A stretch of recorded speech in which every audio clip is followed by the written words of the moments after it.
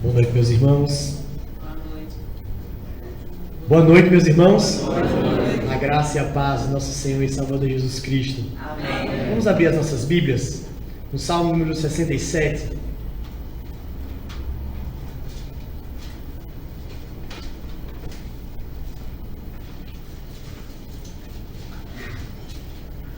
É com muita alegria que nós estamos aqui em Campina Grande, na Igreja do Jardim, Igreja Presbiteriana do Jardim. Essa igreja que é muito famosa em Recife, muito conhecida, principalmente entre os seminaristas do quarto ano do ano passado. A gente, por muitas vezes, oramos pelos irmãos, estávamos alegres pelos irmãos, pelo crescimento que Deus tem dado a essa comunidade. Louvamos a Deus pela vida do reverendo Rodrigo, pastor, futuro pastor dessa igreja, pastor auxiliar na quarta igreja. E como é bom, meus irmãos, ver que Deus tem feito grandes coisas nesse local. Como é bom ver que Deus tem sustentado os irmãos com a mão poderosa. Eu trago o abraço do Conselho da Igreja Presbiteriana da Madalena, na figura também do seu pastor, pastor Marcelo, que liberou e com alegria permitiu que eu pudesse vir aqui e trazer a palavra do Senhor para os irmãos. Com muita alegria que também eu e minha esposa, Gabriela, que está aqui à frente, agradecemos todo o carinho da família Ribeiro de Barros e também todos os irmãos da Igreja do Jardim pelo esse acolhimento. Graça de Deus nas nossas vidas e nós estamos alegres por isso. Meus irmãos, Salmo de número 67, e eu peço que os irmãos mantenham as suas Bíblias abertas, que nós vamos sempre voltar ao texto uma vez ou outra. Assim diz a palavra do nosso Deus. Ao mestre de canto, para instrumento de cordas, salmo, cântico. Seja Deus gracioso para conosco e nos abençoe, e faça resplandecer sobre nós o rosto, para que se conheça na terra o teu caminho e em todas as nações a tua salvação. Louvem-te os povos, ó Deus, louvem-te os povos todos. Alegrem-se e exultem as gentes, pois julga os povos com equidade e guias na terra as nações. Louvem-te os povos, ó Deus, louvem-te os povos todos. A terra deu o seu fruto. E Deus, o nosso Deus, nos abençoa. Abençoe-nos, Deus. E todos os confins da terra o temerão. Vamos orar. Deus, muito obrigado, Pai. Muito obrigado pela Tua palavra, Tua verdade, que foi revelada, inspirada e preservada ao longo dos séculos. Nós nos alegramos, ó Deus, pelo privilégio que o Senhor tem dado ao seu povo de conhecer a Tua verdade. Deus, que o Senhor tenha misericórdia de nós. Que não seja eu, ó Deus, mas o Teu Santo Espírito que habita em mim, possa falar ao coração do Teu povo, ao qual o Espírito Santo habita no meio deles. É assim que nós choramos. No nome santo de Jesus Cristo, que morreu na cruz do Calvário, mas hoje vive e reina por todo sempre. Amém e amém. John Harper, um grande pregador inglês, foi conhecido por ser um exímio missionário. Ele era aquele tipo de homem que, em qualquer conversa no seu dia a dia, ou em qualquer localidade que ele esteja passando, ele facilmente consegue comunicar as verdades do Evangelho. Então, ele foi convidado uma vez pela Moody Church para uma série de conferências missionárias lá nos Estados Unidos. Então ele saiu da sua cidade natal, Southampton, lá na Inglaterra, e pegou um navio até Chicago. A história desse navio todos nós conhecemos, porque o navio que John Harper tinha tomado era o Titanic. Ele veio a morrer naquele desastre. Não chegou até a série de conferências que tanto tinha se planejado. Meses mais tarde, um homem estava em uma reunião de oração, e então esse jovem, ele fala aos prantos, contando como ele tinha chegado ao conhecimento de Cristo. Ele disse que ele também tinha tomado um navio lá da Inglaterra, também estava embarcado no Titanic.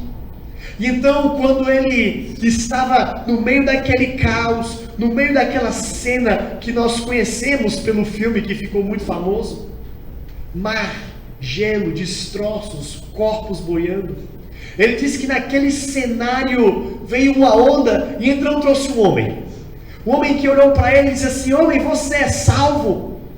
E ele olhou para a situação que ele estava e disse assim, não. Ele disse, crê no Senhor Jesus e será salvo. No meio dos destroços eles se perderam, mas depois a onda trouxe novamente aquele homem. E então esse homem pergunta a esse jovem, e agora? Você está salvo? E ele olha para a situação dele e diz assim, não, eu não estou salvo. E ele disse novamente, crê no Senhor Jesus e será salvo. E então ele disse que aquele homem se soltou dos destroços e afundou. E ele disse que no meio ao frio, a tragédia, a dor, e com mais de 3.000 quilômetros de água ao seu redor, ele aceitou Jesus Cristo. E ele foi salvo naquela noite. Então, aos prantos, ele disse, eu sou o último convertido de John Harper.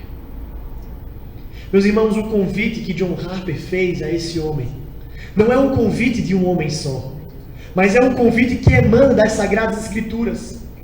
É um convite que vem da palavra do próprio Deus. E então, quando nós observamos o Salmo de número 67, nós observamos que esse convite, ele salta aos nossos olhos. O Salmo de número 67, ele não tem um autor definido, como outros salmos têm. É conhecido como um salmo órfão. E também nós não conhecemos muitas informações sobre o contexto em que ele foi escrito. Mas algumas informações são preciosas para nós. A primeira delas é que ele está no segundo livro do Saltério. A segunda informação é que, muito provavelmente, pelo clímax que o Salmo ele tem, ele provavelmente fazia parte dos momentos de festas do povo de Deus. E uma das festas que o povo de Deus possivelmente cantava esse Salmo era a festa dos tabernáculos. A festa dos tabernáculos, ou a festa da colheita, era uma das 3 festas instituídas por Deus para que o seu povo pudesse louvar e agradecer. Então, depois de uma colheita, de um longo tempo de colheita, o povo separava 7 dias para louvar e adorar o Senhor. Então, possivelmente esse salmo era cantado e entoado ao nosso Deus. E o objetivo desse salmo era muito mais do que agradecer e louvar por uma colheita bem-sucedida, mas era principalmente lembrar ao povo da peregrinação no deserto e como Deus o sustentou. Interessante que nessas festas todo o povo era chamado a ouvir a palavra de Deus. Homens, mulheres, crianças e também os estrangeiros eram chamados para ouvir a palavra do Senhor. Meus irmãos, é por isso que nessa noite eu gostaria de convidar os irmãos para nós meditarmos sobre o sublime convite. E o sublime convite, em primeiro lugar, ele é abençoador.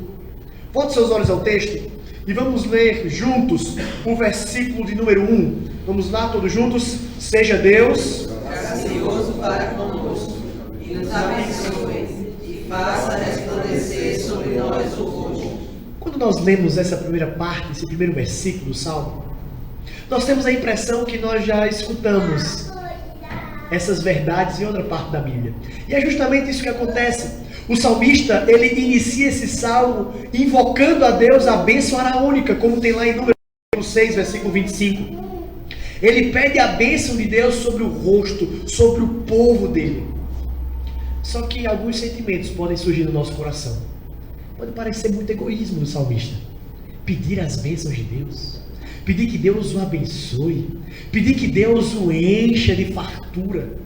Só que, meus irmãos, por mais egoísta que isso possa parecer aos nossos olhos, na verdade o desejo do salmista de ser abençoado é muito mais do que um filho quando pede um dinheiro ao pai. Mas quando ele pede a bênção de Deus sobre ele, é para que os povos conheçam que o Senhor é o Deus verdadeiro. Que o Senhor é o Deus que salva. Eles serem alvo da graça de Deus, eles serem alvo da bênção de Deus, é para que todos os povos conheçam que o Deus de Israel é o Deus verdadeiro. O desejo do salmista não é simplesmente desfrutar das bênçãos de Deus no aconchego do seu lar, ou somente numa comunidade pequena de pessoas, mas era para que todos os povos percebessem que o Deus verdadeiro era o Deus de Israel. E então nós lembramos de, por exemplo, o que Deus falou com Abraão, lá em Gênesis, no capítulo 12, versículo 2 e 3, quando vai dizer assim: eu vou fazer de você uma grande nação, e eu vou te abençoar, e vou te engrandecer o nome, e tu serás uma bênção. Então o Senhor diz: abençoarei os que te abençoarem, amaldiçoarei os que te amaldiçoarem, em ti serão benditas todas as famílias da terra. O sentimento do salmista é para que o povo conheça o Senhor. Meus irmãos, e isso é muito importante. Quando nós lembramos também de Moisés, quando o povo tinha acabado de fazer o bezerro de ouro, então o Senhor mandou que Moisés descesse do monte. E então, vendo aquela cena, o Senhor acende a sua ira contra aquele povo, um povo que estava sendo idólatra, um povo que estava sendo de duro serviço. E então Deus ele tem um diálogo com Moisés. Ele diz assim: olha, Moisés, eu prometi a vocês que eu ia dar terra, e eu vou dar essa terra a vocês, mas eu não vou com vocês não, eu vou colocar um anjo, e ele vai guiar vocês, mas eu não vou com esse povo. E então Moisés fala palavras belíssimas ao nosso Deus. Ele diz assim: Senhor, se o Senhor não for conosco, não nos faça sair daqui. Ele vai dizer assim: se tu não fores conosco, não nos faça subir daqui. Como, pois, se saberá agora que nós temos achado graça aos teus olhos? Não é porque o Senhor anda conosco que nós somos separados. A marca de diferenciação entre o povo de Deus e os outros povos é porque Deus ele habita no meio do povo. E então, porque Deus habita no meio do povo, os outros povos olham para o povo de Israel. O sublime convite, meus irmãos, que é apresentado, ele é abençoador. E os outros povos, eles também reconhecem que o Deus verdadeiro é o Deus de Israel, o Deus abençoador. É como nós vemos lá em Josué, no capítulo número 2. Depois de muitas coisas Deus ter feito, ter conduzido o povo durante o deserto, depois de Deus ter conduzido o povo e ter entregado os reis nas mãos do povo de Deus, e então quando os espias eles chegam para tramar uma forma de invadir Jericó, de invadir aquele local, eles então estão conspirando na muralha. E então a passagem que remota para nós é de Raabe, uma meretriz, numa terra que não adora o Senhor, mas ela dá testemunho de Deus.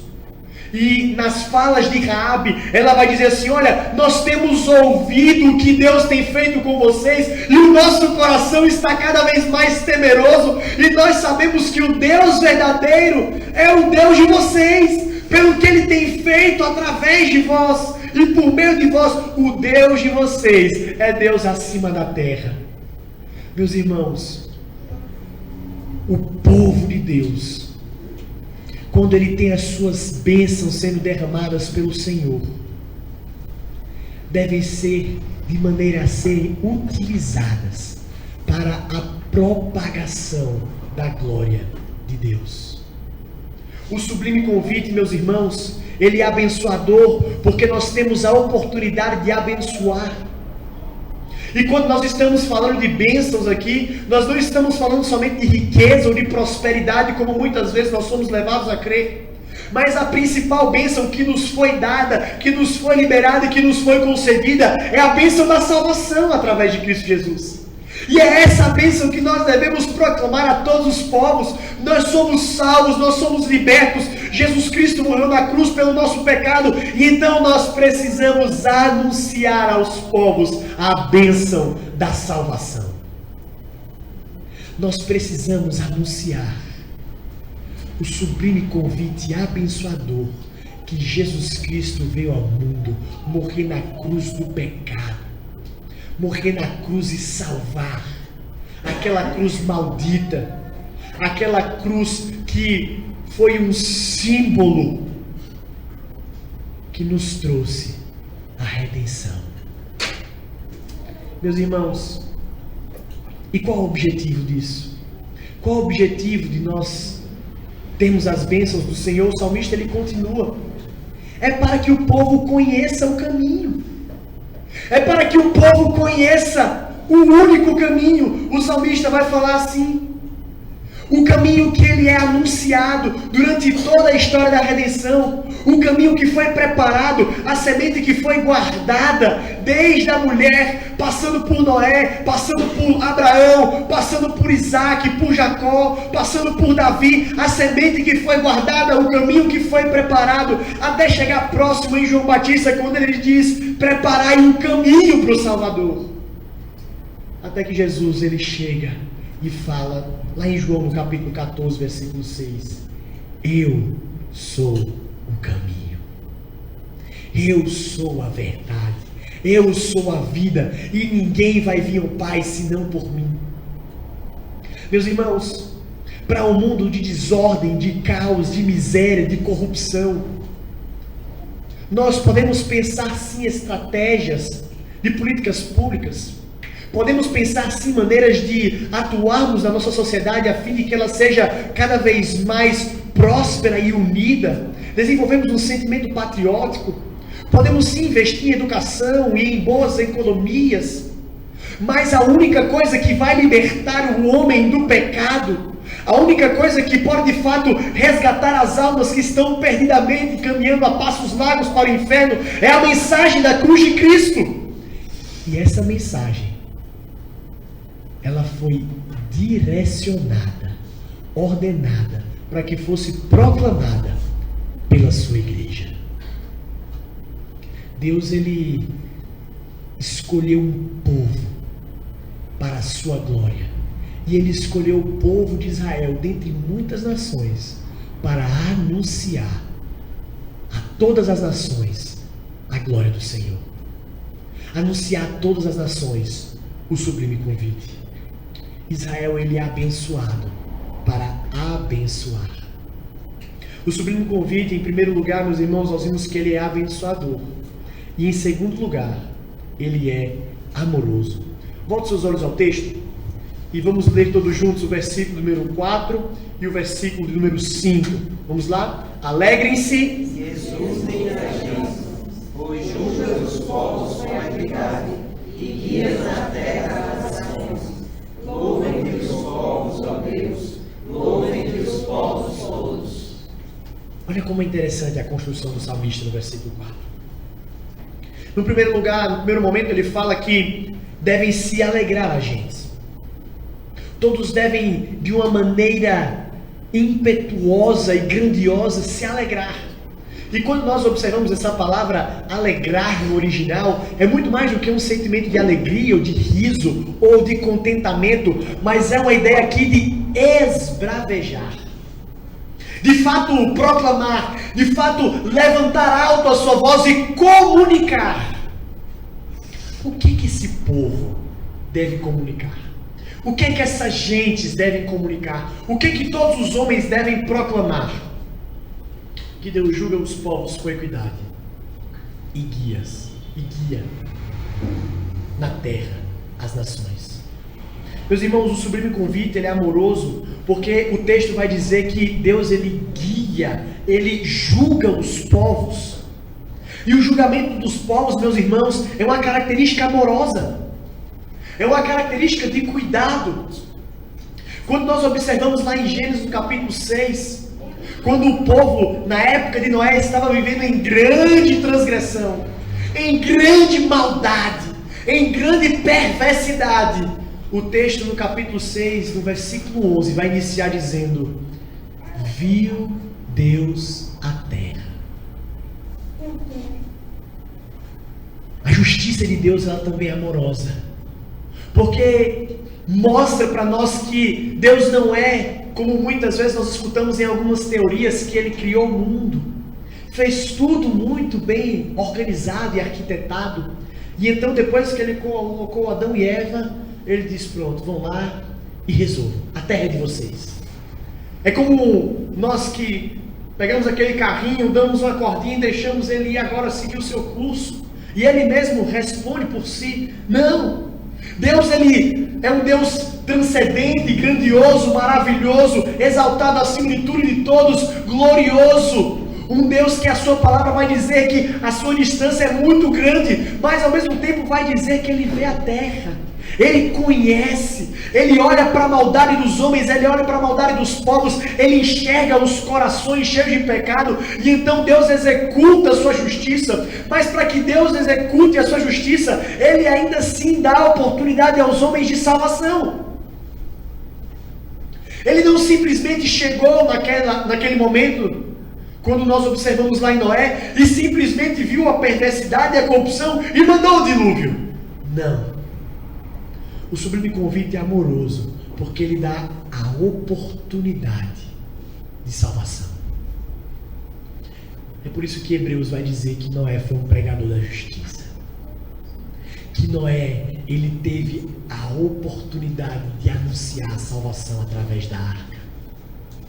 E o que é a arca, meus irmãos? Senão um anúncio, uma visão, mesmo que ainda um pouco difícil de compreender, do que seria Jesus Cristo.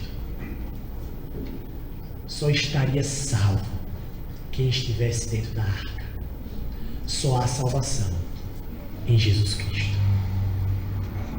É por isso que a ordem de Deus para Noé é que ele calafetasse a arca com betume, a fim de que quem estivesse fora não pudesse entrar, mas principalmente quem estivesse dentro não tivesse a possibilidade de sair.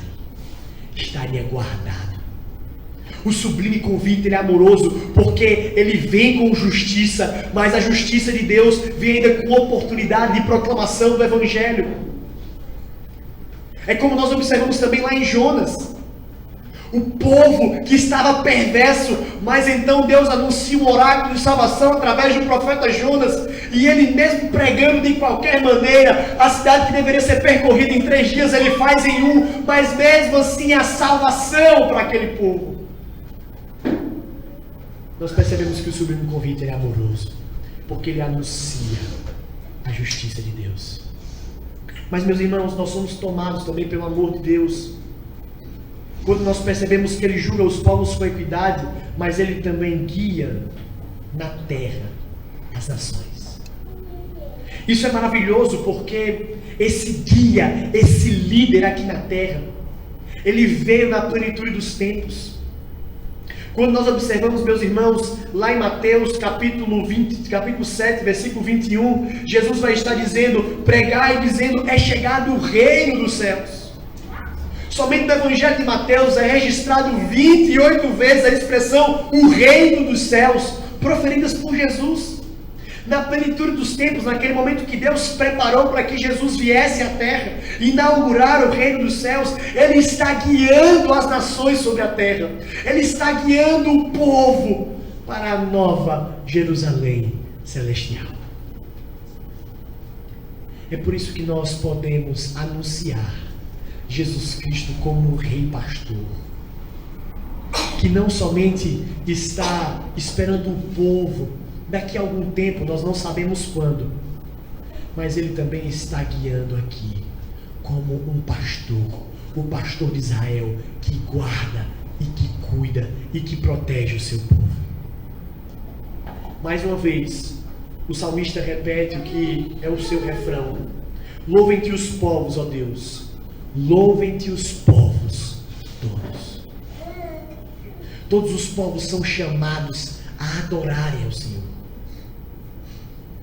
É interessante que quando nós observamos a primeira pergunta do nosso catecismo, como já foi estudado aqui há 15 dias atrás, que vai falar que o fim principal do homem é glorificar a Deus, é adorá-lo, é alegrar-se nele para sempre.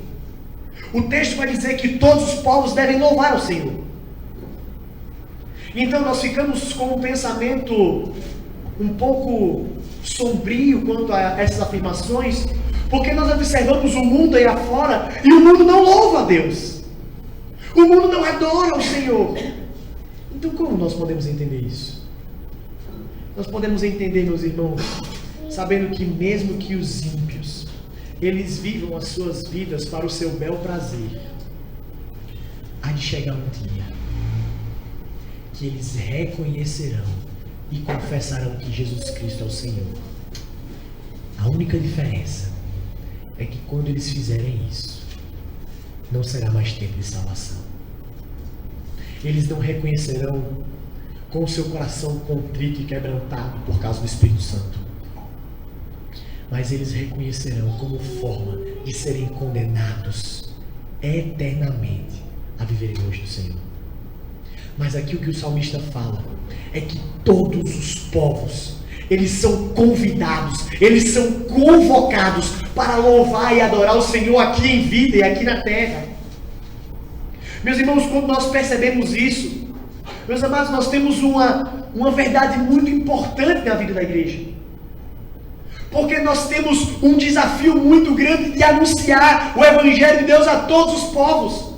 Nós estávamos ontem num churrasco maravilhoso feito pelo meu amigo presbítero Aloysio. Então, quando nós tivemos a oportunidade de compartilharmos um pouco da palavra do nosso Deus, nós vimos alguns dos desafios. E um dos desafios que nós vimos é que a Terra é muito grande. 5 continentes, 3 oceanos, 8 bilhões de pessoas. Muita gente por aí, muitas pessoas para conhecerem sobre Jesus Cristo. Só que Deus, de maneira maravilhosa e graciosa, Ele escolheu que todos os povos o escutassem. Se não fosse assim, meus irmãos, nós não estaríamos no intervalo de tempo que nós chamamos de intervalo da salvação, entre a vinda de Cristo e a sua segunda vinda. Nós estamos no intervalo que nós precisamos pregar sobre Jesus Cristo. Há ainda a oportunidade de salvação, ainda a oportunidade de muitas pessoas ouvirem falar sobre o Evangelho, e essa tarefa foi dada ao povo de Deus, o povo escolhido. A comunidade de santos é chamada para anunciar o Evangelho de Deus. Os povos só vão conhecer a verdade, os povos só vão conhecer quem é Jesus Cristo a partir da igreja. Muitas vezes nós observamos várias indignações por parte do governo, seja ele o governo atual ou o governo antigo, mas a gente fica olhando assim e fica, rapaz, olha como é que esse povo é mau, olha a corrupção, olha como os indicadores econômicos estão cada vez mais baixos por causa da maldade, da ganância do homem. Meus irmãos, não esperem que as trevas possam proclamar luz e graça. A missão de proclamar salvação e graça vem da igreja do Senhor. Nós não devemos ter nenhum tipo de expectativa positiva sobre nenhum tipo de organização ou instituição que não seja a igreja do Senhor. Porque é somente na igreja em que Deus ele habita no meio do seu povo, e então a partir da igreja do Senhor é que os povos vão conhecer. Nós não podemos esperar nunca que as trevas pavimentem um caminho para Jesus Cristo. Esse dever e essa tarefa é nossa tarefa, é tarefa da igreja do Senhor anunciar. Por isso que eu não me espanto quando muitas vezes acontecem atrocidades atrás de atrocidades. Seja um governo de esquerda, de direita, de centro, de baixo, de cima, vermelho, azul ou verde, independente disso, a responsabilidade de transformação dos povos é da igreja comunicar o Evangelho que salva. Em terceiro lugar, meus irmãos, nós vemos que o sublime convite ele é sem restrições. Em primeiro lugar, nós vimos que ele é abençoador. Em segundo lugar, nós vimos que ele é amoroso. E em terceiro lugar, nós vimos que ele é sem restrições. Por favor, vamos ler todos juntos mais uma vez. Agora o versículo número 6 e 7. Vamos lá? A terra deu o seu fruto, e Deus, nosso Deus, nos abençoou. Abençoe-nos, Deus, e todos os confins da terra temerão. Meus irmãos, nós chegamos ao clímax do salmo, ao momento mais elevado dele. E nós vimos no nosso início que esse salmo era cantado na festa da colheita, na festa dos tabernáculos. Mas existia um outro momento de festa que esse povo era conduzido para louvar a Deus com esse salmo, que era em Pentecostes. No dia em que o povo de Deus, eles se reuniam para anunciar a lei do Senhor, a palavra do Senhor, e todas as pessoas eram convidadas e convocadas a ouvir a lei de Deus. E o objetivo era muito claro. Quando nós observamos em Deuteronômio capítulo 31, versículo 12, vai dizer assim: ajuntai o povo, os homens, as mulheres, os meninos e o estrangeiro que está dentro de vossa cidade, para que ouçam e aprendam e temam o Senhor vosso Deus e cuidem de cumprir todas as palavras desta lei. Todos que estavam ali naquela comunidade estavam sendo convocados pelo próprio Deus para obedecer a lei.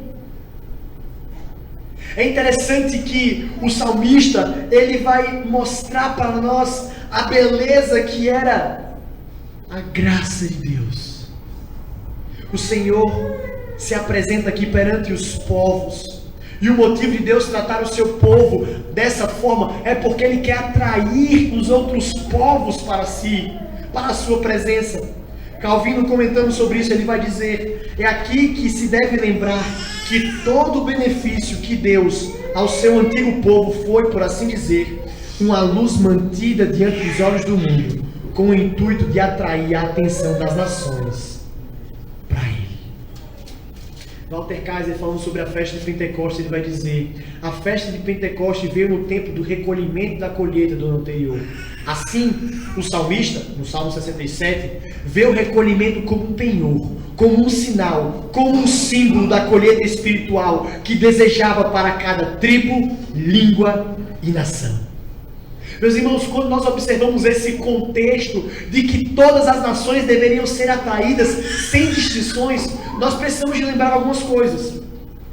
Porque muitas vezes nós somos levados a crer que Deus, Ele, no Antigo Testamento, tem uma atenção especial e exclusiva, única, diferenciada, somente pelos judeus, somente pelo povo de Israel. E que não existe nenhum tipo de graça circulando pelos outros povos. E isso não é verdade. Como também muitas vezes nós somos levados a crer que o povo de Israel não tinha conhecimento de que eles precisavam anunciar da graça de Deus para os outros povos, a fim de chamarem os outros povos para conhecerem a Deus. Isso também não é verdade. Nós temos várias passagens, como esse salmo que nós estamos lendo, que Deus, desde o Antigo Testamento, está atraindo não somente aquele povo de Israel, descendentes de Abraão, mas todos os povos sendo atraídos para a sua graça, sendo atraídos para a sua glória. E o povo de Deus sabia disso. Não é à toa que todos aqueles que eram inseridos, todos aqueles que eram de outros povos e entravam em Israel, eles eram inseridos na tribo de Judá. Isso já faz um apontamento direto para aquele que viria da tribo de Judá, a raiz de Davi, aquele que venceu e aquele que vai abrir o livro, a saber, Jesus Cristo. Meus irmãos, o sublime convite é sem restrição, porque todos os povos são chamados a ouvirem da palavra de Deus. Muitas vezes nós somos levados a crer que existe uma diferenciação entre o livre convite do Evangelho e a doutrina da eleição.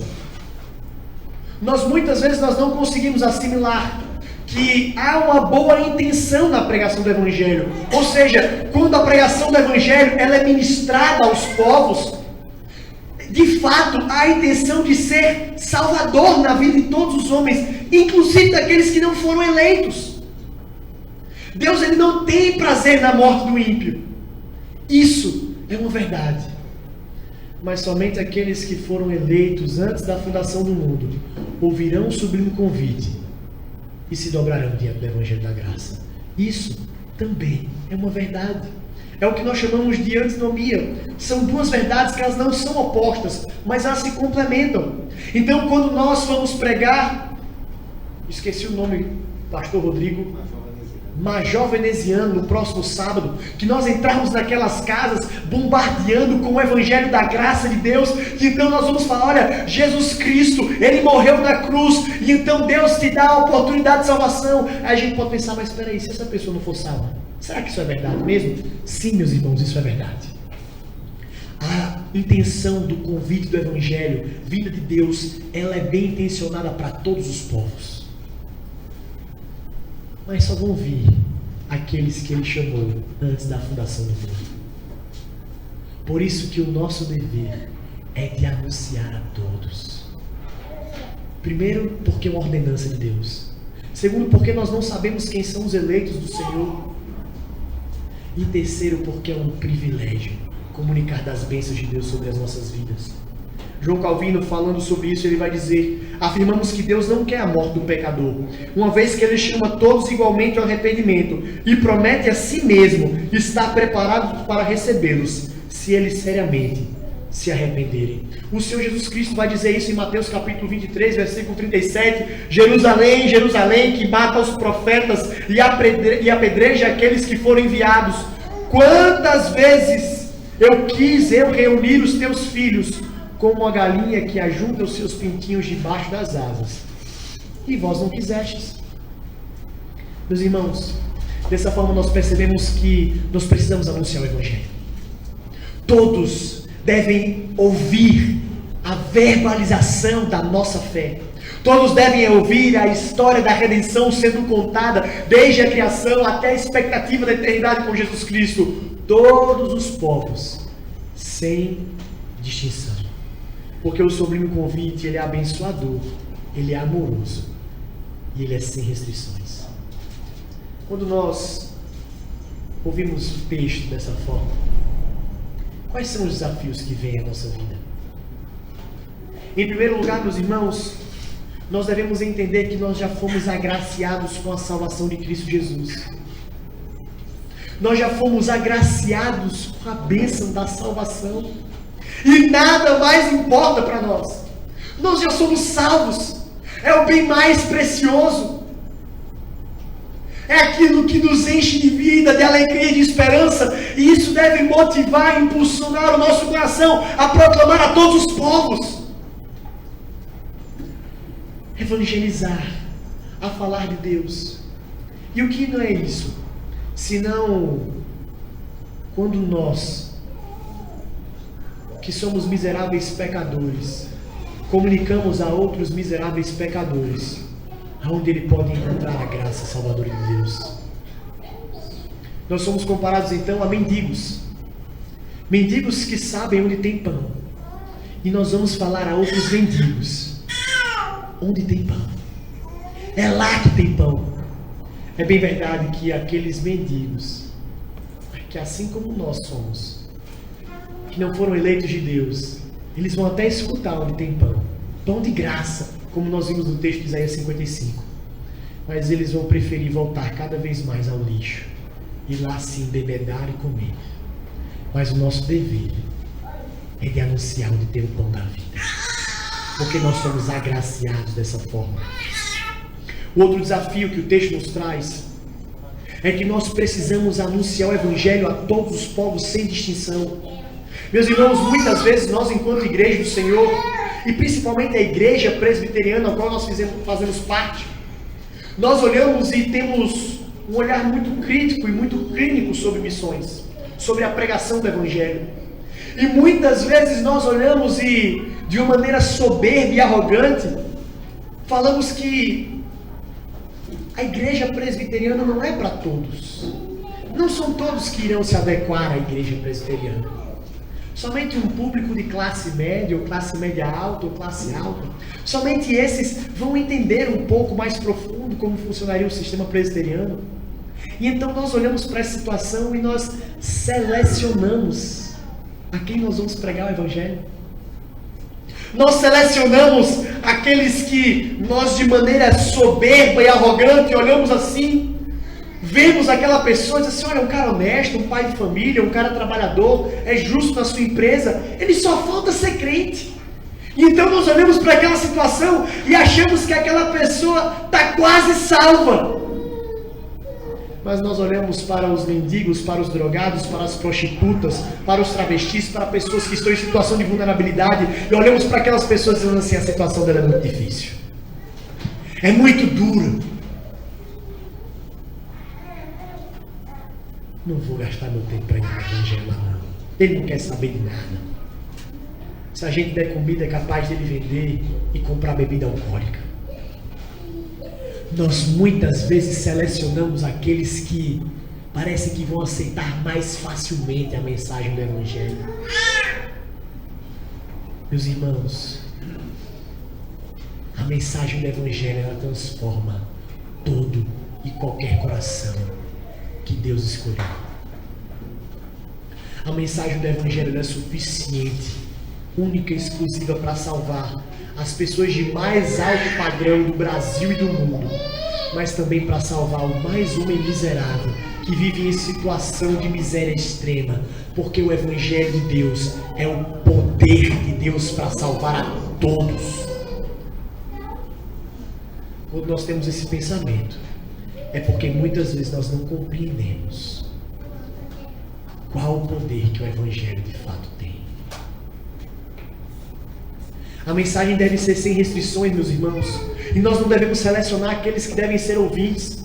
Muitas vezes nós olhamos para grupos de pessoas, e aqui muitas vezes nós fazemos um contraponto somente com pessoas de esquerda, aqueles que nós denominamos como marxistas culturais, e olhamos para aquelas pessoas e fazemos piadinhas, desdenhamos, falamos de qualquer forma, mas nós não conseguimos enxergar aquelas pessoas como campos missionários.